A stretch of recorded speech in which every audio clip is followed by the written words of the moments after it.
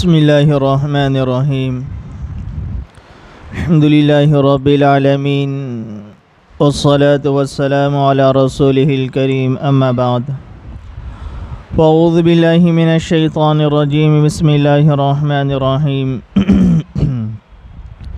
والضحى واللیل اذا سجى ما ودعك ربك وما قلى وللآخرة خیر لك من الأولى وَلَسَوْفَ يُعْطِيكَ رَبُّكَ فَتَرْضَى أَلَمْ يَجِدْكَ يَتِيمًا فَآوَى وَوَجَدَكَ ضَالًّا فَهَدَى وَوَجَدَكَ عَائِلًا فَأَغْنَى فَأَمَّا الْيَتِيمَ فَلَا تَقْهَرْ وَأَمَّا السَّائِلَ فَلَا تَنْهَرْ وَأَمَّا بِنِعْمَةِ رَبِّكَ فَحَدِّثْ صدق اللہ العظیم۔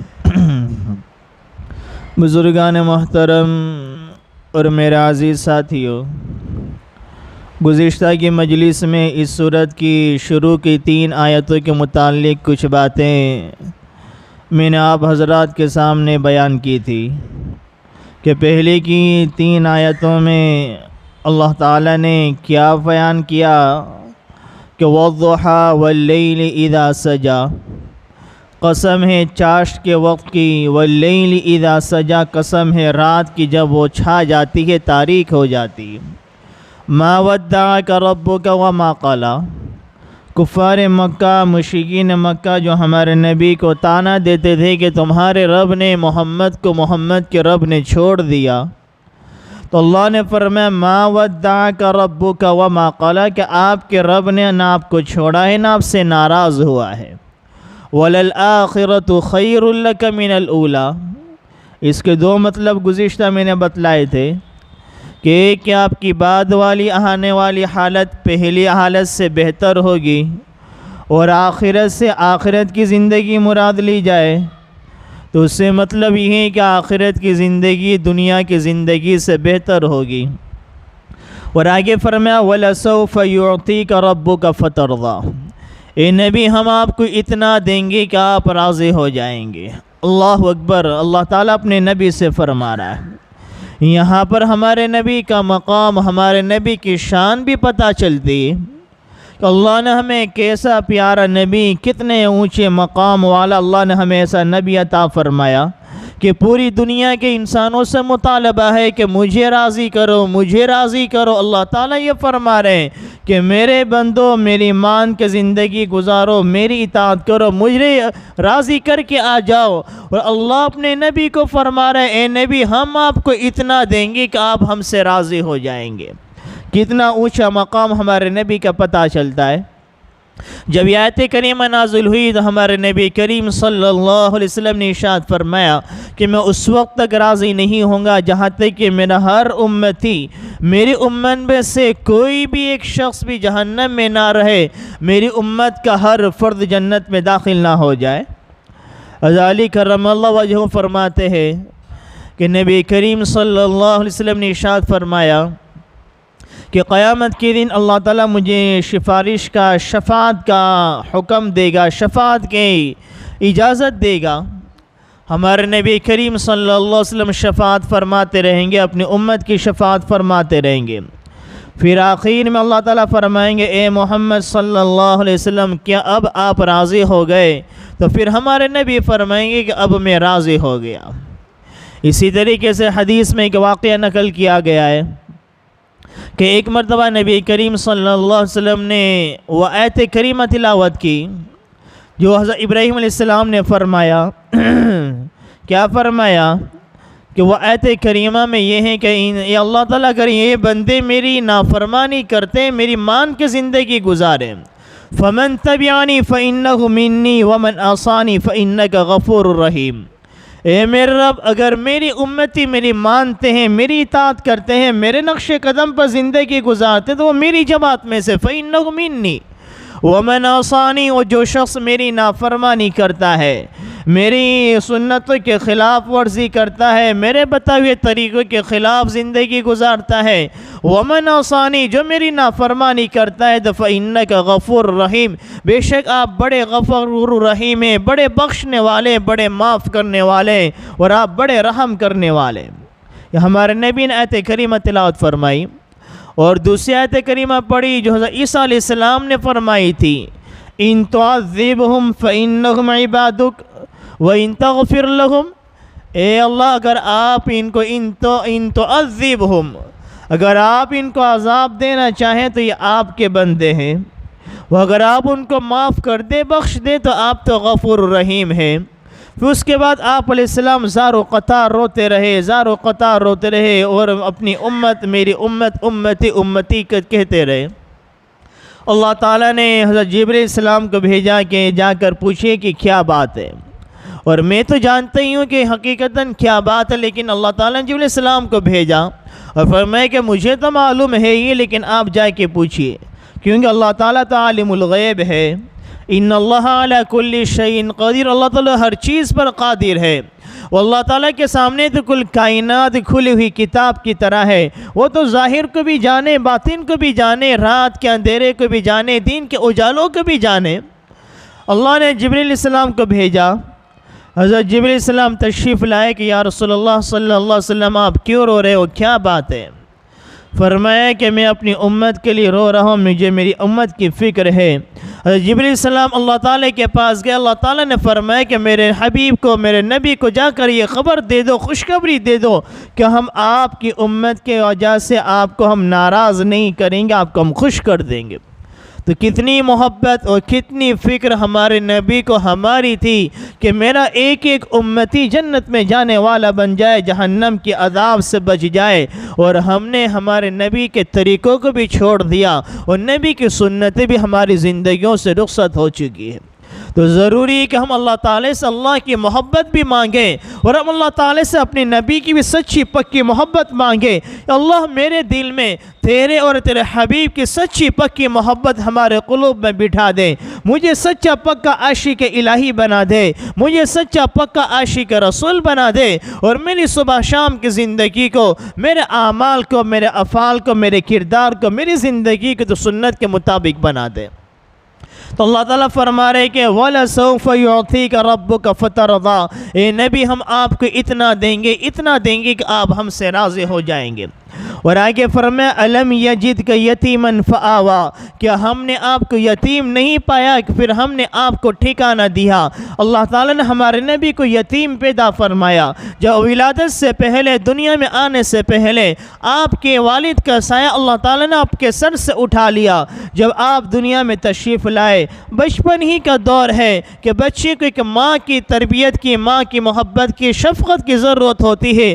ہمارے نبی کے والدہ کا سایہ بھی ہمارے نبی کی زندگی سے اٹھ گیا، اور اس کے بعد آپ کے دادا آپ کی دیکھ بھال کرنے لگے، اور وہ آپ کے دادا کے بھی بچپن ہی میں آپ کا انتقال ہو گیا۔ بچہ ماں باپ ہے تو ماں باپ نہیں ہے تو دادا ہے، یہاں تو ہمارے نبی کی نہ ماں ہے نہ باپ ہے۔ والدین بھی بچپن، والد تو دنیا سے آنے سے پہلے رخصت ہو گئے، دنیا میں آئے آنکھیں کھولی، کچھ ہوش سنبھالا تو ماں بھی چل بسی، کچھ چلتے پھرتے بنے تو دادا بھی زندگی سے رخصت ہو گئے۔ اسی کو اللہ فرما رہے کہ ہم نے آپ کو یتیم پایا تو ہم نے آپ کو بہتر ٹھکانہ دیا۔ یہاں پر علماء کرام نے، مفسرین نے بڑی حکمتوں کی باتوں کو بیان کیا، اور یہ بات بیان کی کہ عام طور پر ہوتا یہ ہے کہ انسان جب کوئی ترقی کے درجات تک پہنچ جاتا ہے، کسی چیز میں کمال حاصل کرتا ہے، اپنے نام کو بلند کرتا ہے، تو عام طور پر انسان کی ترقیوں کے پیچھے اس کے ماں باپ کا کردار ہوتا ہے، اس کی ماں کا ہاتھ ہوتا ہے، اس کے باپ کی محنت ہوتی ہے، جو اپنی اولادوں کو، اپنے بچوں کو پروان چڑھاتے، ان کو کامل درجے تک پہنچا دیتی ہے۔ اللہ تعالیٰ کو یہ منظور تھا کہ میرا حبیب ہے، میرا نبی ہے، میرا چہیتا محبوب ہے، اگر میرے نبی کو میں پیدا کرنا نہ چاہتا، اے محمد اگر میں آپ کو پیدا کرنے کا ارادہ نہ کرتا، میں کل کائنات کو نہ بناتا۔ اللہ نے ہمارے نبی کے صدقے پوری کائنات کا وجود دیا، اور ایسا نبی بنائے کہ امام الانبیاء بنایا، تمام نبیوں کا امام بنا دیا معراج کی رات میں، تو کہیں ایسا نہ ہو کوئی کہنے والے دنیا کا کہنے والے یہ کہے یہ نبی اتنے اعلیٰ درجے کو اس لیے پہنچے ان کی ماں کی تربیت کا اثر تھا، ان کے والد کی تربیت کا اثر تھا، ان کے دادا کی تربیت کا اثر تھا۔ ظاہر سے جتنے اسباب تربیت کے ہوتے ہیں، ترقیات کے ہوتے ہیں، اللہ نے ان تمام ظاہری اسباب کو، دنیاوی اسباب کو ختم فرما دیا، اور اللہ تعالیٰ اپنی طرف سے تربیت فرمائی، رہبری فرمائی، اور آپ کو امام الانبیاء بنایا، رحمت للعالمین بنایا۔ تو اللہ تعالیٰ کے لیے کوئی بعید نہیں ہے۔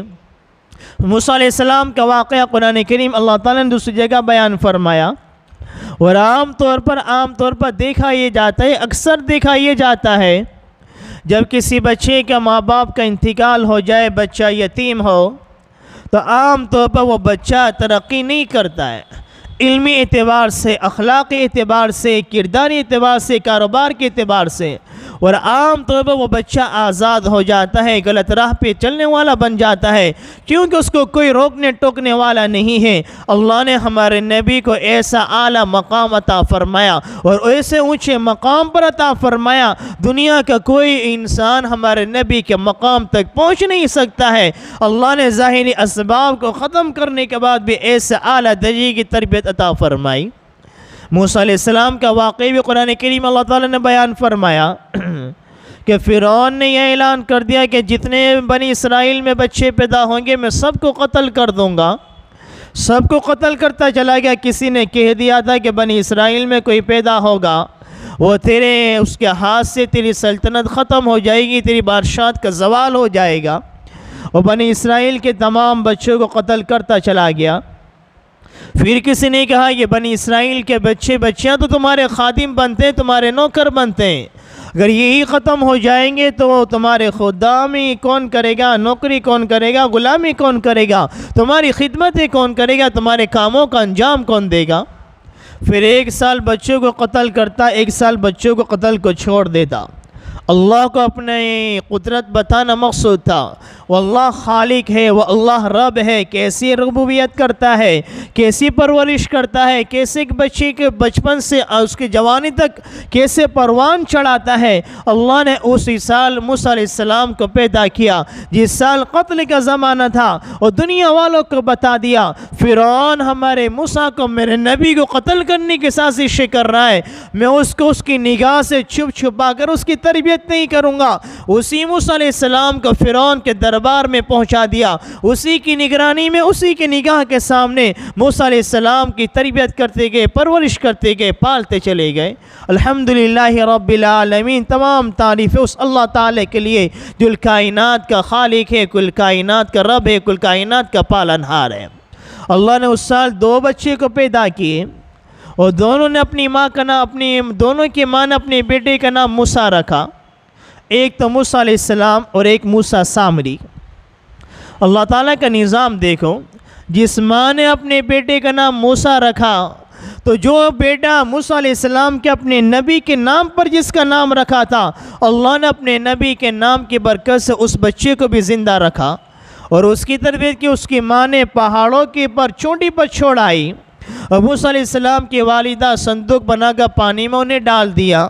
تو یہ موسیٰ علیہ السلام تو فرعون کے دربار میں پہنچے، اور وہاں جو موسیٰ سامری کو پہاڑی کی چوٹی پر ان کی ماں رکھ کر آ گئی تھی، وہاں اللہ تعالی نے اس کی تربیت کا نظام یہ بنایا کہ روزانہ آسمان سے فرشتہ آتا، انہیں کھلاتا پلاتا، فرشتے کے ذریعے ان کی تربیت اور پرورش کی۔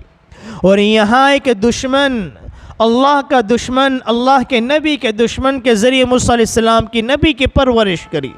دونوں بڑے ہوئے، ایک کی پرورش فرشتے نے کی، اور ایک کی پرورش اللہ کے دشمن، نبی کے دشمن فرعون نے کی۔ لیکن جب دونوں بڑے ہوئے تو جس کی پرورش فرعون نے کی وہ تو اللہ کے نبی بنا، اور جس کی پرورش فرشتے نے کی وہ بڑا ہو کر کافر اور مشرک بنا۔ کہ موسیٰ سامری جس نے بچڑا بنایا اور لوگوں کو کفر میں، شرک میں مبتلا فرما دیا۔ تو کبھی کبھی ایسا بھی ہوتا ہے، کسی کی پرورش کرنے والے تو بڑے اعلیٰ درجے کے ہوتے ہیں، بڑا اونچا خاندان ہوتا ہے، ماں باپ بڑے اعلیٰ درجے کے ہوتے ہیں، لیکن ان کے گھروں میں کبھی کبھی ایسی اولادیں پیدا ہو جاتی ہے نوح علیہ السلام کا واقعہ بھی قرآن کریم میں موجود ہے۔ نوح علیہ السلام تو نبی ہے، ان کا بیٹا نافرمان ہے۔ وہ آخری وقت میں اپنے بیٹے کو سمجھاتے رہے، اے میرے بیٹے کہ میری کشتی میں سوار ہو جا، اور تو نافرمانوں میں مت بن، تو میری کشتی میں سوار ہو جا۔ وہ بیٹا کہنے لگا سآوی الی الجبل، میں پہاڑ پر چڑھ جاؤں گا، وہ پہاڑ مجھے پانی سے بچا لے گا۔ پانی آئے گا، سیلاب آئے گا، زمین پر آئے گا، پہاڑوں پر کہاں چڑھے گا، میں پانی سے بچ جاؤں گا۔ یہ باتیں چل ہی رہی تھی کہ درمیان میں پانی آ گیا، بیٹے کو غرق کر دیا، ڈبا دیا۔ تو باپ تو نبی ہے، نوح ہے، لیکن بیٹا نافرمان ہے۔ کبھی کبھی ایسا ہوتا ہے، اور کبھی ایسا ہوتا ہے کہ باپ نافرمان ہوتا ہے، لیکن اللہ تعالیٰ اس کو اولاد ایسی عطا فرماتے ہیں جو حافظ قرآن ہوتی ہے، عالم دین ہوتی ہے، بڑے اونچے پائے پر جا کے وہ اللہ تعالیٰ کے ولی بنتے ہیں۔ ابراہیم علیہ السلام کا واقعہ بھی ہمارے سامنے موجود ہے۔ ابراہیم علیہ السلام اللہ تعالیٰ کے خاص نبی ہے، خلیل اللہ کا ان کو لقب دیا گیا۔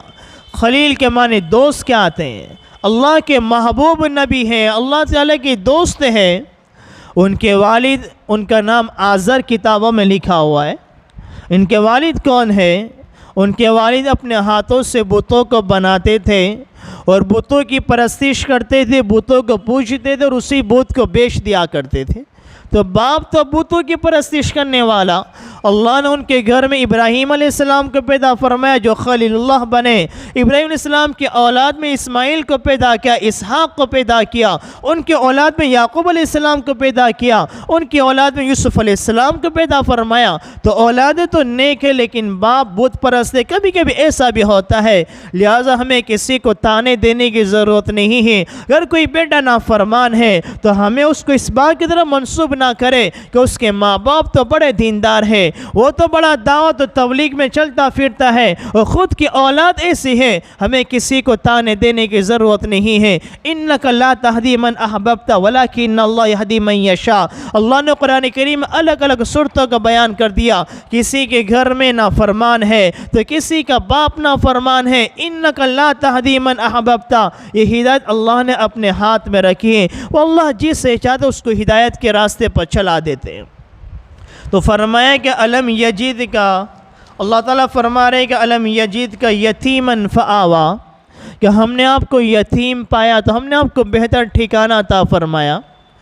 اور یہاں پر علماء کرام نے، مفسرین نے ایک حکمت یہ بھی بیان کی ہے کہ اللہ نے ہمارے نبی کو یتیم اس لیے پیدا فرمایا تاکہ دنیا والے جتنے انسان دنیا میں یتیم ہیں، انسان دوسرے یتیموں کو حقارت کی نظر سے نہ دیکھے، ان کو ذلیل اور نیچی نظر سے نہ دیکھے۔ جب بھی کسی کو یتیم پر نظر پڑے تو دل میں یہ بات ڈالے کہ میرے نبی بھی یتیم تھے، یہ بچہ بھی یتیم ہے، اس کے ساتھ شفقت کا معاملہ کرے، محبت کا برتاؤ اس کے ساتھ کرے۔ تو علم یجید کا یتیمن فآوا، کہ ہم نے آپ کو یتیم پایا، ہم نے آپ کو بہتر ٹھکانہ عطا فرمایا۔ وجدک ضالا فہدا، اور ہم نے آپ کو بے خبر پایا تو آپ کی رہبری فرما دی۔ ضالن کے معنی ایک تو گمراہی کے آتے ہیں اور ایک بے خبری کے آتے ہیں۔ یہاں گمراہی معنی مراد نہیں، نعوذ باللہ، ہم نے آپ کو بے خبر پایا۔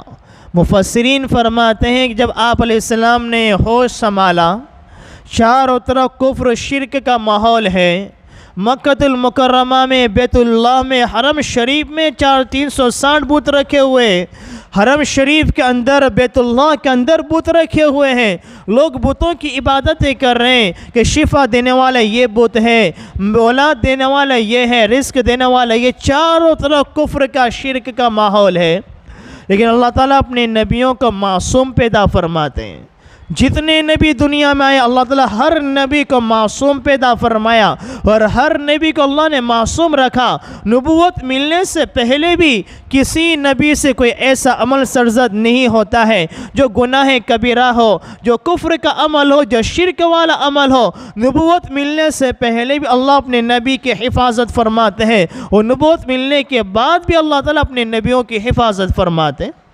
تمام انسانوں سے کہا جاتا ہے کفر کے قریب نہ جانا، شرک کے قریب نہ جانا، بے حیائی کے قریب نہ جانا، گناہ کے قریب نہ جانا۔ اللہ تعالیٰ گناہوں کو کہتا ہے، کفر والے چیزوں کو کہا جاتا ہے، شرک والے اعمال کو کہا جاتا ہے کہ میرے نبیوں کے قریب نہ آنا۔ تو چاروں طرف تو کفر کا ماحول ہے، شرک کا ماحول ہے۔ جب ہمارے نبی نے تھوڑا ہوش سنبھالا تو قدرتی طور پر اللہ تعالیٰ کی طرف سے دلوں میں یہ بات ڈالی گئی کہ ان کے سامنے آپ کو جھکنا نہیں ہے، ان کی پرستش نہیں کرنا ہے۔ ہمارے نبی نے کبھی کسی کے سامنے نبوت ملنے سے پہلے بھی جوانی کے حالت میں، بچپنوں کے حالت میں کبھی کسی بت کے سامنے آپ جھکے نہیں ہیں، آپ نے کسی کو سجدہ نہیں کیا، آپ نے کسی کی پرستش نہیں کی۔ تو دل میں ایک پیشینی تھی، بے قراری تھی کہ یہ تمام چاروں طرف بتوں کی عبادت کر رہے ہیں، میں تو ایک اللہ کی عبادت کرتا ہوں، کیسے کس طرح سے اللہ کی عبادت کروں، ویسے کون سا راستہ ایسا مل جائے میں یکسوئی کے ساتھ اللہ تعالیٰ کی عبادت کرنے والا بن جاؤں۔ اپنے باپ دادا کچھ بوڑھے حضرات کے دین ابراہیم کے بارے میں کچھ باتیں سنی تھی، لیکن دین ابراہیم یہ مکمل طور پر عرب میں اس وقت بھی زندگیوں میں، لوگوں کی زندگی میں موجود نہیں تھا۔ کچھ باتیں تھی کہ حج کے افعال ہے، اللہ تعالیٰ کو نام لینا ہے، اللہ کا ذکر کرنا ہے، کچھ چیزیں ان کی زندگیوں میں تھی، لیکن دین ابراہیم مکمل طور پر عرب حضرات کی زندگیوں میں نہیں تھا۔ تو زندگی میں دل میں ایک بے قراری تھی کہ بھئی کوئی ایسا راستہ مل جائے، کوئی ایسی چیز مل جائے میں یکسوئی کے اللہ تعالیٰ کی عبادت کرتا رہوں۔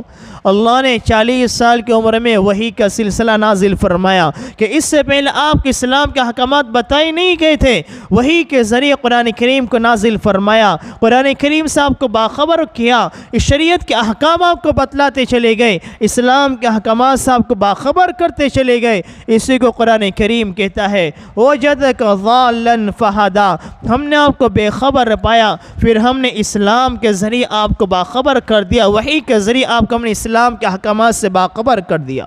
وَوَجَدَكَ عَائِلًا فَأَغْنَىٰ، اور ہم نے آپ کو مفلس پایا تو ہم نے آپ کو غنی کر دیا۔ کس طرح سے غنی کر دیا کہ آپ تو یتیم تھے، مفلس تھے، تو اللہ تعالی نے آپ کو حضرت خدیجہ رضی اللہ تعالیٰ عنہ کے ساتھ نکاح کروا دیا، اور حضرت خدیجہ رضی اللہ تعالیٰ عنہ مکہ کی بڑی رئیسہ، بڑی مالدار عورت تھی۔ وہ خود آپ کی تجارت کو دیکھ کر، آپ کی امانت داری کو دیکھ کر، آپ کی سچائی کو دیکھ کر آپ سے کی طرف نکاح کا پیغام بھیجا، اور آپ سے نکاح ہوا، اور اپنے سارے مال کو آپ علیہ السلام پر وقف کر دیا۔ تو گویا اسی کو قرآن کریم اس بات کی طرف اشارہ کر رہا ہے وَوَجَدَكَ عَائِلًا فَأَغْنَىٰ، کہ اللہ تعالیٰ نے آپ کو نادر پایا تو آپ کو غنی کر دیا، بے نیاز کر دیا۔ اس کے بعد بھی 3 آیتیں باقی رہ جاتی ہے فَأَمَّا الْيَتِيمَ فَلَا تَقْهَرْ وَأَمَّا السَّائِلَ فَلَا تَنْهَرْ وَأَمَّا بِنِعْمَةِ رَبِّكَ فَحَدِّثْ۔ 3 چیزوں کا اللہ تعالیٰ حکم دے رہا ہے، اس کو آئندہ کے مجلس میں انشاءاللہ بیان کیا جائے گا۔